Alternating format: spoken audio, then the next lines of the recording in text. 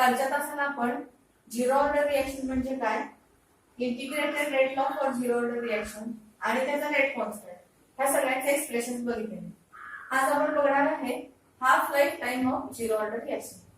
Already आपण half life time म्हणजे काय हे बघितलेलं आहे. जेव्हा आपण फर्स्ट ऑर्डरचं एक्सप्रेशन बघितलेलं इंटिग्रेटेड रेट लॉचं, त्यावेळेला आपण हाफ लाईफ टाइम बघितलेला फर्स्ट ऑर्डर साठी आणि त्याचा हाफ लाईफ टाइम आपण काढलेला पण होता. तर आज आपल्याला काढायचा आहे half life time of zero order reaction. त्याच्यासाठी आपल्याला लागणार आहे त्याचं रेट कॉन्स्टंटचं इक्वेशन. रेट कॉन्स्टंटचं इक्वेशन त्याचं आहे k = A0 - AT upon T. तर या ठिकाणी हे आहे initial concentration and at time T आहे AT आणि तुमचा टाइम खर्च झालेला आहे T. आता इथे हाफ लाईफ असणार आहे, त्या कारणाने तुमचा T होणार आहे T हाफ आणि A0 हे हा A0 सुरुवातीचे इनिशियल कॉन्सन्ट्रेशन तसंच राहणार आहे, पण AT मात्र चेंज होणार आहे. AT चेंज होणार आहे A0 च्या बरोबर हाफ, म्हणजे A0 हाफ असा तो होणार आहे. तर ते कसं बघूया. At time T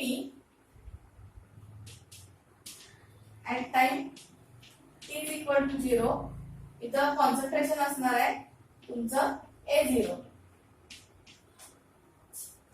at time T concentration असणार आहे AT and when T half, म्हणजे हा जो आहे हा वेळ जेव्हा हाफ होणार आहे तेव्हा तुमचं कॉन्सन्ट्रेशन आपल्याला किती असायला हवे आहे, त्यावेळेस आपलं कॉन्सन्ट्रेशन असायला हवं आहे A0 / 2. तर या ठिकाणी बघा A0 ची व्हॅल्यू सेम A0 पाहिजे. हियर फॉर here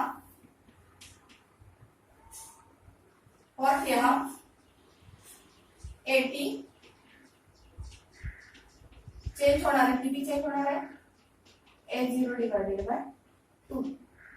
आता ही जी व्हॅल्यू आहे ही T हाफ इथं घालायची आणि A0 T हा AT च्या तिथं घालायचं. बघा इक्वेशन काय होतंय, त्या व्हॅल्यूज पुट अप केल्यानंतर काय होतंय K A0 - A0 / 2 आणि त्याला आपण काय आहे T बनवतो. आता बघा A0 मधून जेव्हा ह्या A0 मधून जेव्हा A0 1/2 गेले, आपलं काय येणार आहे उत्तर K = A0 हाफ / T 1/2 आहे. आता या ठिकाणी आपण असं म्हणू शकतो K = A0 / 2 T 1/2. आता आपल्याला हाफ लाईफ टाइम काढायचा आहे, त्याच्यामुळे आपण T 1/2 या साईडला घेतलं. T 1/2 = A0 upon 2K.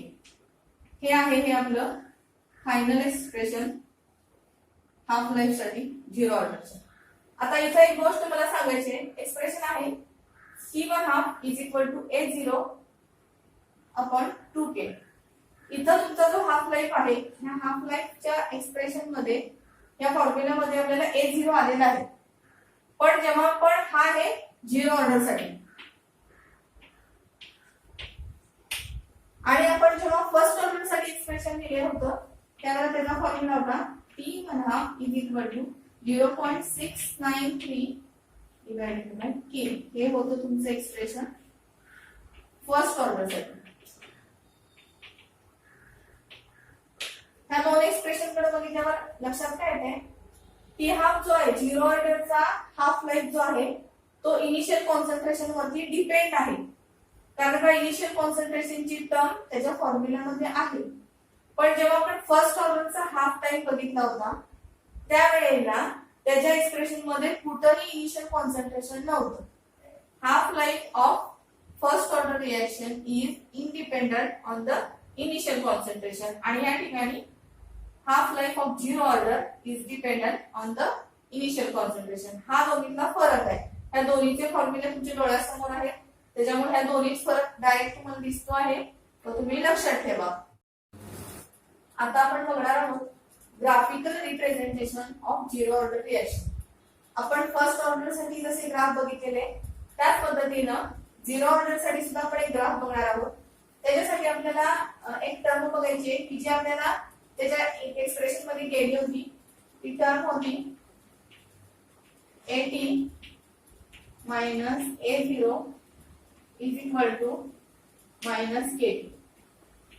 असं एक इक्वेशन आपल्याला जेव्हा त्याचा आपण रेट लॉ काढलेला त्यावेळेस असे त्यांनी केलं होतं आपल्याला.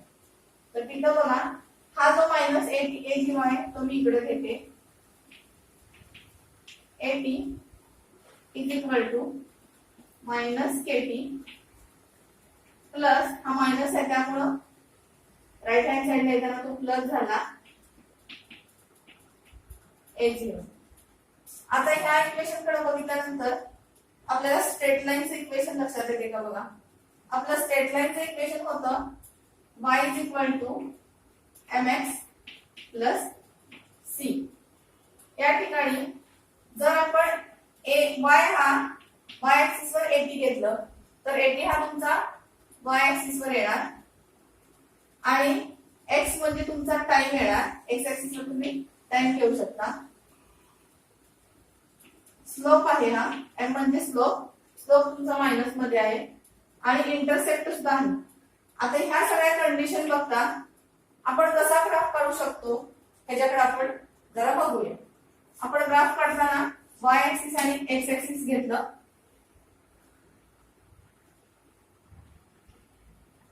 y ऍक्सिस वरती मी घेतलं 80 आणि x ऍक्सिस वरती टाइम. 80 आहे हा y ऍक्सिस वर आला, t आहे हा x ऍक्सिस वर आला. आता इथं जो स्लोप आहे ज्याला आपण m म्हणजे स्लोप म्हणतो तो स्लोप इथं आहे मायनस k. मायनस k म्हणजे काय, जेव्हा स्लोप मायनस असतो त्यावेळी स्ट्रेट लाईन कशी असते, डिक्रीजिंग नेचरची असते. स्लोप मायनस आहे म्हणून स्ट्रेट लाईन डिक्रीजिंग नेचरची असणार आहे आणि इथं A0 हा काय असणार आहे, इंटरसेक्ट असणार आहे. म्हणजेच काय आहे, y ऍक्सिस ला ही स्ट्रेट लाईन इंटरसेक्ट होत असणार आहे. म्हणजेच इथं जर तुम्ही अशी स्ट्रेट लाईन काढली तर ह्या वेळेला जेव्हा तुम्ही इथं स्लोप लिहिता slope is equal to m तर त्या m ची व्हॅल्यू असणार आहे तुमची मायनस k आणि हा जो तुमचा टोटल इंटरसेप्ट असणार आहे तो म्हणजे असणार आहे c म्हणजे तो किती असणार आहे A0. अशा पद्धतीनं जेव्हा आपण 80 वर्सेस टाइम असा जेव्हा ग्राफ काढतो तेव्हा ग्राफ हा डिक्रीजिंग नेचरचा असतो आणि त्याचा स्लोप असतो स्लोप मायनस के. इथं मायनस मध्ये घ्यायचं राहिलं होतं. स्लोप आहे तुमचा इथं मायनस के. स्लोप मायनस आहे म्हणूनच ती डिक्रीजिंग ऑर्डरची आहे आणि हा इंटरसेप्ट आहे. हा इंटरसेप्ट तुमचा किती आहे A0 आहे आणि 80 वर्सेस टाइमचा हा ग्राफ अशा पद्धतीने दिसतो. आपल्या पुस्तकामध्ये झिरो ऑर्डर रिएक्शनच्या 3 एक्झाम्पल दिलेले आहेत. रिएक्शनचे एक्झाम्पल्स कुठले कुठले आहेत ते आपण बघूया. पहिले एक्झाम्पल आहे decomposition of ammonia gas. Twice NH3 gas gives N2 gas plus thrice H2 gas. ह्याच्यामध्ये कॅटलिस्ट आहे प्लॅटिनम आणि ही रिएक्शन झिरो ऑर्डर रिएक्शन दिलेली आहे. दुसरी आहे डिकम्पोजिशन ऑफ नायट्रस ऑक्साइड. या नायट्रस ऑक्साइडचं रिएक्शन ही आहे 2N2O gas gives 2N2 gas plus O2 gas. ही reaction सुद्धा प्लॅटिनमच्या प्रेझेन्सी मध्ये होते आणि ती सुद्धा कशी आहे झिरो ऑर्डर रिएक्शन आहे. आणि तिसरी रिएक्शन आहे ती म्हणजे decomposition of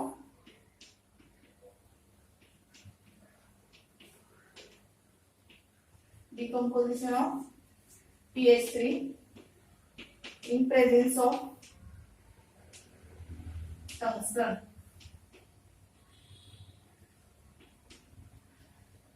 At high temperature.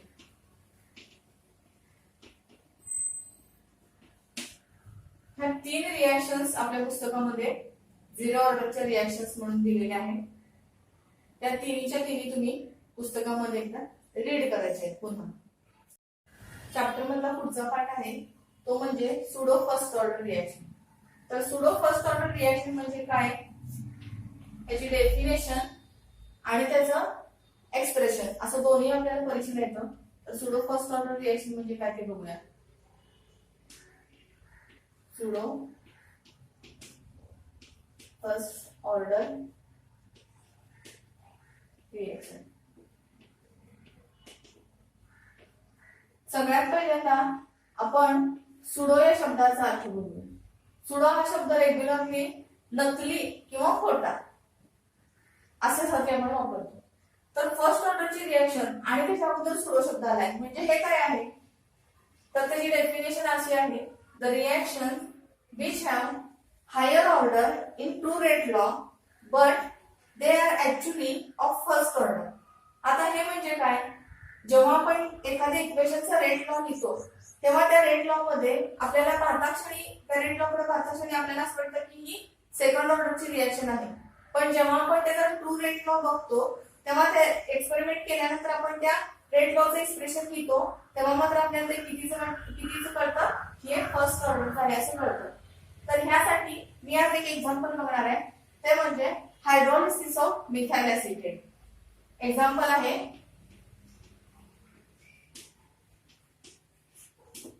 Hydrolysis of methyl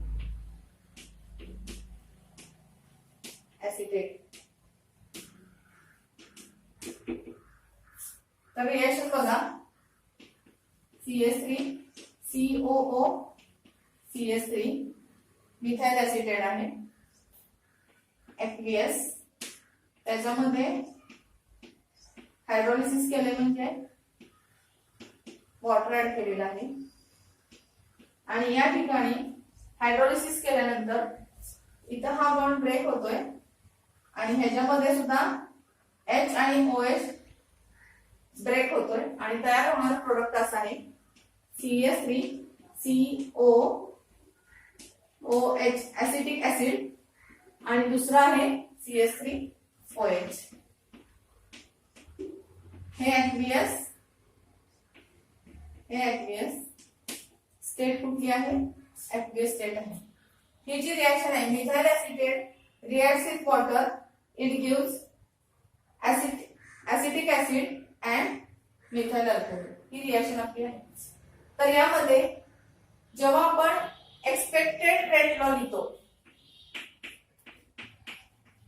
expected rate law आपल्याला काय लक्षात येतं, K डॅश लिहिला आपण K वेळा K लिहितो तो इथं पण K डॅश इनटू दोन रिएक्टंट आहे, दोन्ही रिएक्टंटचं कॉन्सन्ट्रेशन लिहिते CS3 COO CH3 into concentration H2O. आता जेव्हा आपण ह्या एक्सपेक्टेड रेट लॉ कडे बघतो, CS3 COO च्या वरती पॉवर आहे 1 दिसत नाहीये म्हणजे 1 पॉवर, H2O च्या वरती पॉवर आहे 1.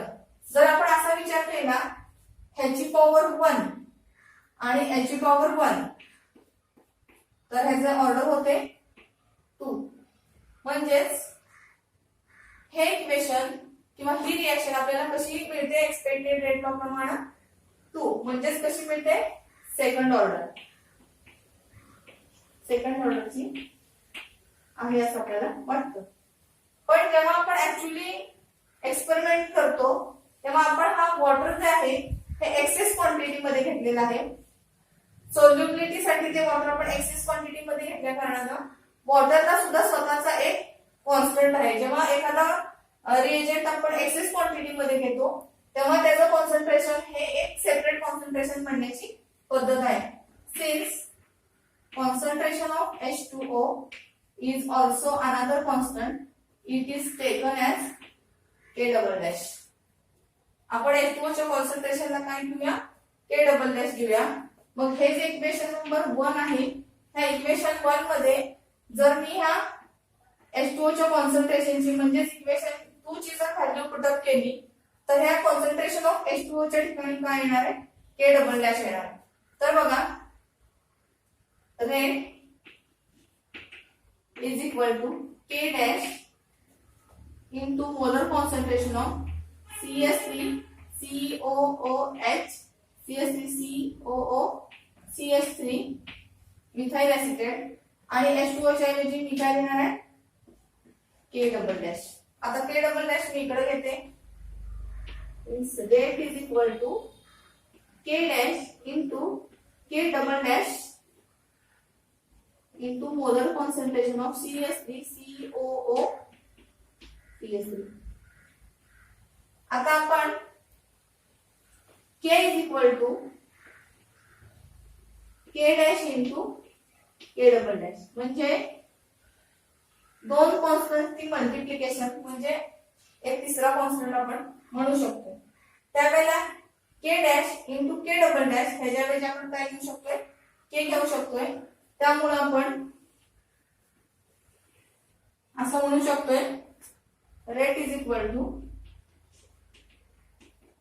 K into molar concentration of CH3COO CH3. आता जेव्हा आपण इथं रिएक्शन इथं रेट बघितलेला तेव्हा आपल्याला सेकंड ऑर्डरचा वाटत होता, पण जेव्हा आपण ह्या H2O च्या कॉन्सन्ट्रेशनला कॉन्स्टंट घेतलं कारण का तो एक्सेस क्वांटिटी मध्ये आहे, त्यावेळेला आपला रेट झाला rate is equal to K into molar concentration of CH3COO CH3. म्हणजेच इथं ह्या रिएक्शन मध्ये इथं काही नाही म्हणजे तो 1 आहे. म्हणजेच कशी ऑर्डर झाली याची, फर्स्ट ऑर्डर. म्हणजेच सुरुवातीच्या टप्प्यामध्ये आपल्याला जी रिएक्शन सेकंड ऑर्डरची वाटत होती ती रिएक्शन ऍक्च्युअली आहे कशी, फर्स्ट ऑर्डरची आहे. म्हणजेच दिसताना ती आपल्याला कशी दिसते, फर्स्ट ऑर्डर आहे पण दिसताना सेकंड ऑर्डर दिसते, म्हणून तिला आपण काय म्हणतोय, सुडो फर्स्ट ऑर्डर रिएक्शन असं म्हणतो. आता आपल्या पुस्तकामध्ये हे एक एक्झाम्पल आहे आणि इन्व्हर्जन ऑफ केन शुगरचं एक्झाम्पल आपल्याला होमवर्कला दिलेलं आहे.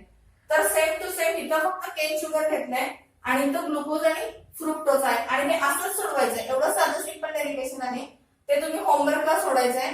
ते आपल्या पुस्तकामध्ये आहे केन शुगरचं इन्व्हर्जन, तर ते तुम्ही होमवर्कला घ्या आणि सोडवा. पुढचा पार्ट बघणार आहोत तो म्हणजे effect of catalyst on the rate of the reaction. कॅटलिस्टचा आपल्याला रेट ऑफ रिएक्शन वरती काय इफेक्ट होतो हे आपल्याला बघायचं. तर सगळ्यात पहिल्यांदा आपल्याला कॅटलिस्ट म्हणजे काय बघितलं पाहिजे.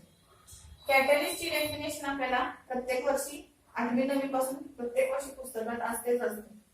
तर कॅटलिस्ट म्हणजे काय, catalyst is a substance which when added in the reaction it increases the rate of reaction without itself consumed in the reaction. म्हणजेच काय, जेव्हा कॅटलिस्ट आपण एखाद्या रिएक्शन मध्ये ऍड करतो तेव्हा तो रिएक्शनचा रेट वाढवतो, रिएक्शनचा वेग तो स्वतः वाढवतो पण तो स्वतः त्या रिएक्शन मध्ये भाग घेत नाही, म्हणजे कॅटलिस्ट. आता कॅटलिस्टच्या असंख्य रिएक्शन्स आपण रेग्युलर बघत असतो. तर कॅटलिस्ट जेव्हा रिएक्शन मध्ये ऍड करतो तेव्हा ऍक्च्युअली मेकॅनिझम मध्ये काय घडतं हे आपल्याला थोडक्यात बघायचं आहे. पण त्याच्या अगोदर एक रिएक्शन येते जिथं कॅटलिस्ट कुठला वापरलाय ते बघूया. कॅटलिस्ट आहे, पहिली रिएक्शन आहे twice KClO3 gives twice KCl plus thrice O2 gas. इथं आपण वापरलेला आहे MnO2 हा कॅटलिस्ट आपण वापरलेला आहे. म्हणजे जेव्हा ट्वाइस KClO3 मध्ये MnO2 हा कॅटलिस्ट आपण वापरतो तेव्हा त्याच्यापासून twice KCl and thrice O2 हे तयार होत असतं. त्यावेळेला MnO2 जेव्हा आपण एरोच्या वरती MnO2 लिहिलेला आहे त्याचा अर्थ असा होतो की MnO2 हा कॅटलिस्ट आहे आणि हा कॅटलिस्ट ना काय केलेला आहे, या रिएक्शनचा ह्या ज्या डिकॉम्पोजिशनचा रेट काय केलेला आहे, वाढवलेला आहे. तर ऍक्च्युअली आता होतंय कसं बघा, जेव्हा आपण एखादी रिएक्शन होते आणि आपण रिएक्शन होताना जेव्हा तिथे आपण ग्राफ काढतो त्यावेळेला इकडं एक पण समजा एनर्जी लिहिलं, इकडच्या साईडला एनर्जी असते आणि इकडं रिएक्शन कोऑर्डिनेट असतात, रिएक्शन कोऑर्डिनेट. त्यावेळेला तुमचं रिएक्टर इथं असतात आणि हळूहळू या ट्रान्झिशन स्टेटला पोहोचल्यानंतर मग त्याच्यापासून प्रोडक्ट तयार होतो. ह्याला काय म्हणतो आपण ट्रान्झिशन स्टेट. इथं काय असतं तुमचे रिएक्टंट आणि इथं काय असतं प्रोडक्ट. ही तुमची काय असते ऍक्टिव्हेशन एनर्जी. म्हणजे रिएक्टंटला प्रोडक्ट पर्यंत पोहोचण्यासाठी असा हा ट्रान्झिशन स्टेट पर्यंत पोहोचून आणि मग पुन्हा हा खालचा टप्पा पूर्ण करावा लागतो. तर हे जे ऍक्टिव्हेशन एनर्जी ईए आहे म्हणजे रिएक्टंट पासून ट्रान्झिशन स्टेट पर्यंत पोहोचण्याचा जो टप्पा आहे तो जर आपण कॅटलिस्ट वापरलं तर ती एनर्जी त्याची थोडीशी कमी होते. म्हणजे ती एनर्जी त्याची लोअर होते. म्हणजे काय ते विदाउट कॅटलिस्ट रिएक्शन मध्ये जर एवढा टप्पा असेल तर तेच कॅटलायझर रिएक्शन मध्ये हा टप्पा काय होतोय छोटा होतो. आता यापुढं आपण अजून एक एक्झाम्पल घेणार आहे. ते एक्झाम्पल आहे decomposition of H2O2.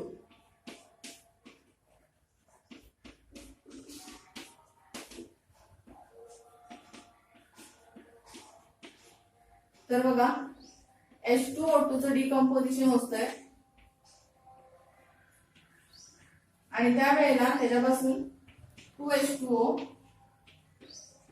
Plus O2 gas अशी रिएक्शन होते. आता ही जर रिएक्शन आहे ही रिएक्शन जर तुम्ही विदाउट कॅटलिस्ट केली विदाउट कॅटलिस्ट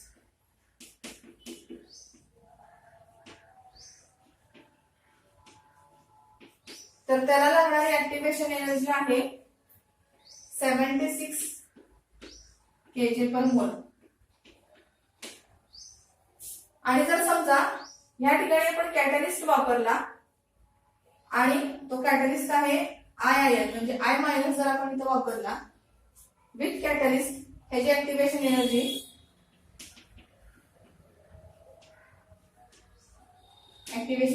आहे 57 kJ/mol. मग आता ह्या उदाहरणावरून आपल्या लक्षात येते जेव्हा कॅटलिस्ट वापरला नव्हता तेव्हा ऍक्टिव्हेशन एनर्जी जास्त खर्च करत होती जास्त होती आणि जेव्हा आपण कॅटलिस्ट वापरलाय तेव्हा ती काय झालेली आहे रिड्यूस झालेली आहे कमी झालेली आहे. म्हणजे जेव्हा ऍक्टिव्हेशन एनर्जीचा हा जो बॅरियर आहे हा जर लहान झाला तर तुमची रिएक्शन काय होते पटपट होते. म्हणजेच रिएक्शनचा रेट कॅटलिस्ट वापरला तर काय होतोय वाढतो. आता आपल्याला आणखीन एक ग्राफ बघायचा आहे तो म्हणजे fraction of mole versus energy. Fraction of mole energy. तर या ठिकाणी आपण बघा y एक्सिस वरती फ्रॅक्शन ऑफ मोल घेणार आहे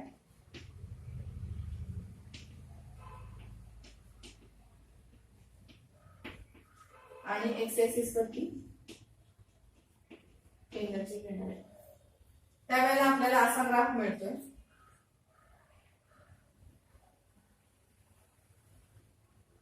आणि इथं ग्राफचे जे दोन टप्पे येतात. हा जो छोटा पार्ट आहे हा छोटा पार्ट मी असा स्ट्रेट लाईन दाखवते आणि हा जो स्लाइटली मोठा पार्ट आहे तो मी असा आडव्या लाईन दाखवते.